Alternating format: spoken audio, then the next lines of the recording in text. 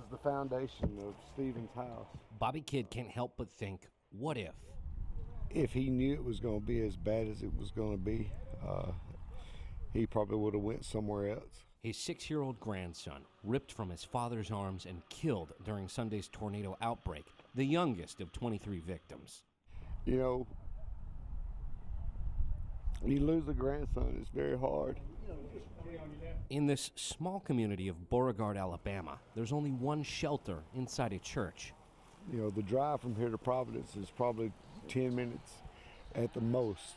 But, you know, that 10 minutes, you know, could take somebody's life. Local officials were in the planning phase for a community shelter, but the plans were still coming together when the tornado hit. Among the challenges, having enough public and private shelters to help an unincorporated area of roughly 11,000 people spread out along county highways and dirt roads. I don't think anybody should be faulted for not building anything or doing anything. Senator Doug Jones, touring the damage, says he hopes this tragedy opens the door for funding private in-home shelters as opposed to community shelters. What I really think we need to be looking at in the long term is trying to figure out ways so that when they rebuild, they can build a shelter in. We rebuild, we'll probably put in like a safe room or something like that.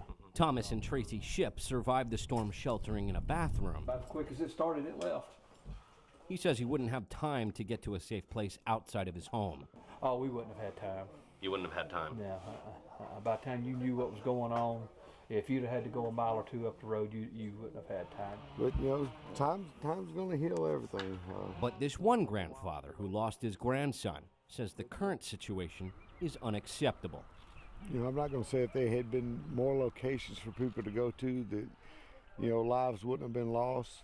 But, you know, we only have one location, and, you know, we really do need more.